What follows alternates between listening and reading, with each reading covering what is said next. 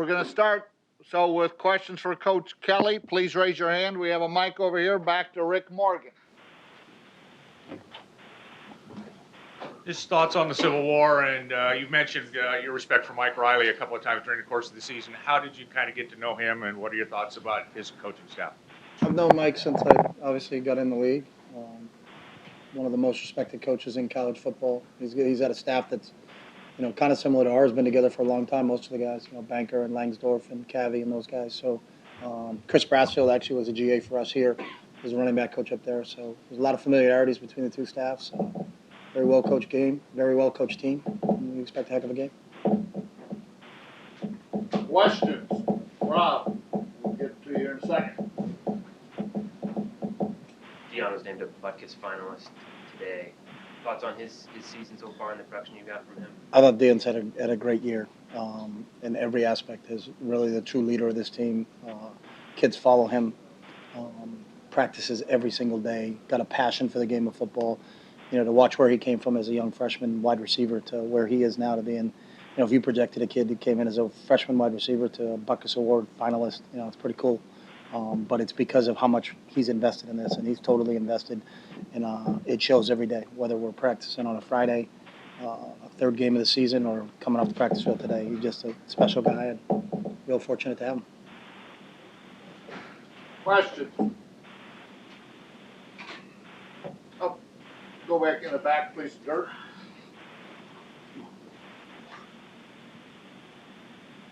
Wheaton and Cooks, they're two receivers. The threats that they pose, what they do, that makes them so good. Both have outstanding speed, and not only are they great route runners and catch the ball, they're really extremely dynamic after the catch. So they can gain a lot of yards after, So you got to make sure you wrap them up and tackle them. They're similar to Marquise Lee in that aspect of that. It's not a catch and that's what you're getting. It's a catch and it can turn into, they can turn 6 into 60 real quick. So it's difficult when you face a group like that. It was the same situation you had when you had Lee and Woods because you have two great ones. You can't kind of roll coverage one way. If you do, Cooks will beat you. If you roll to Cooks, Wheaton's going to beat you. So you got to be really aware of them. And it makes your defense spread out when you got two great ones like that on the outside. Somebody else is Molly. Sorry, please hand Molly a microphone. I'm sorry, Jordan. I didn't know she had. Is that the biggest difference between last season and this season for them? They've won 3 games last season. They've had this tremendous season. No, I mean, that'd be kind of silly to just think that two receivers changed them from a 3-9 team to a 9-2 team. I think they've got great contributions on the defensive side of the ball. I think they're running the ball a lot better right now. Their offensive line is probably playing better than they played last year. The defense, I don't think, is as banged up as it was a year ago. I think they're a lot healthier than they've been in a long time. So there's a lot of components to why that team has won as many games as they have so far. Jordan. Oregon State has some big tight ends they use. I was just going to ask about the challenge they've had. It's the same thing. We faced some good tight ends so far. We had faced 2 great ones last week.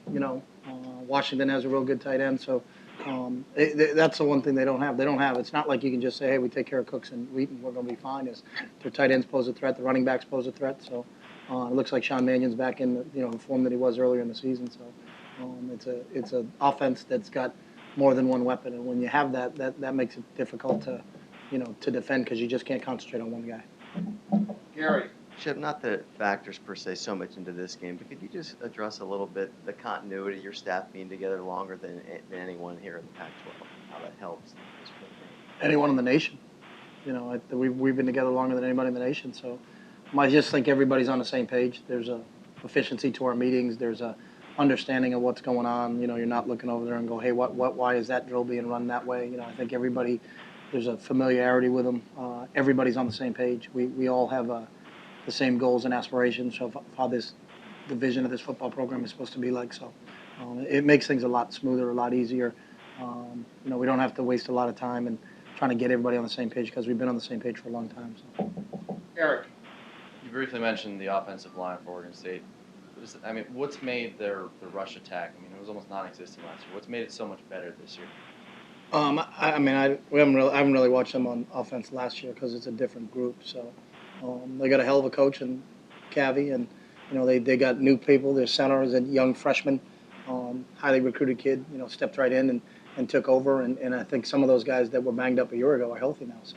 And Sean Mannion's progression from last year to this year, obviously he had the hiccup this year with the injury and getting benched, but what kind of progression have you seen from him? It's, I thought he was one of the top young kids in the league last year and was on track to be that again, was really playing at a high level and then got hurt, and came back and had that one game and then Cody came in. But the kid who played last week looked pretty good to us. So. Actually, that was my question, Chip. Next. No, I'll you don't ask get you. another I'll question. ask you to elaborate. The Mannion in the first part of the year, which tore up the first 3 or 4 opponents, and then last week, does it look like the same kid as earlier in the year? And then what do you like about him as a quarterback? Yeah, he Just looks like the same kid as he did earlier in the year. Got a great command of their offense. Extremely accurate thrower. Doesn't zone in on one kid, and if he's covered, then scramble. He's got a great understanding of his progressions and where he's going. Makes quick decisions out there. Adam? Got a lot of young guys on the offensive line this year. A lot of injuries movement. Ronas Grasso has kind of been the workhorse, the stable guy in there. What has he meant to that line this year? And having a guy in the middle there that kind of be game. Yeah, I mean, I think Ronas is our leader of that group up front. So.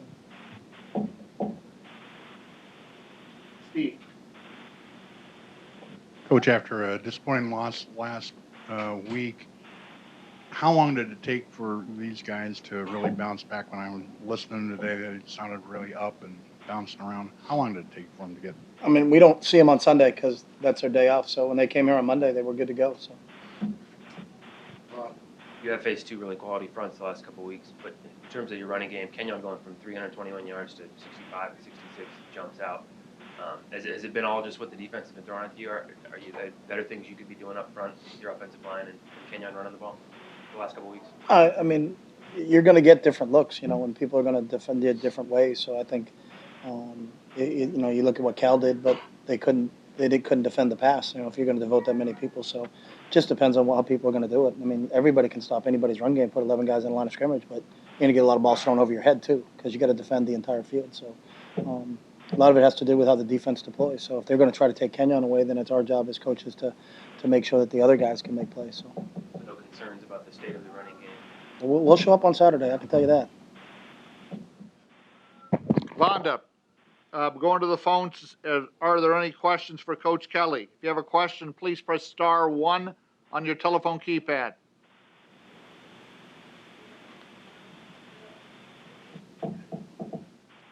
And we have no audio questions at this time. Okay, we're coming back here. Warren. Chip, you often talked about teachable moments. Were there many teachable moments that you saw on film that you took into practice this week that you've been focusing on? Yeah, there are, but there are every single week. And when you win, you don't just take a quick look at the tape and say, "Hey, we're good, let's move on." There's corrections are made, and kind of our system is that we pride ourselves in our consistency, and we do the same exact things. We have an offense-defense debrief meeting every Monday morning that the coordinators run, and then we have position meetings, and then and that's the same thing. There's what do we do positive, what do we do negative, how do we move on? So,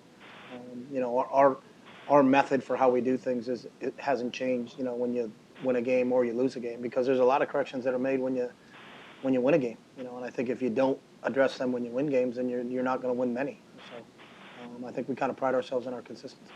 Rick. Over the time that you've been here, how has your appreciation or your perspective on the Civil War changed? It hasn't. It's the last game of the year. It's the biggest game we play. So can't be bigger than I make it every year. So. Questions? Up, Jason.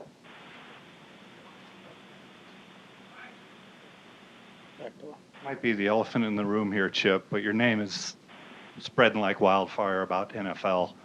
A lot of people say you're the hottest prospect out there coaching-wise. Would you like to address that? No. Vonda, we're going back. Are there any questions on phone? Please press *1 if you have a question. We have no audio questions at this time. Okay, then you can disconnect anyone on the phone. Final questions here. Aaron.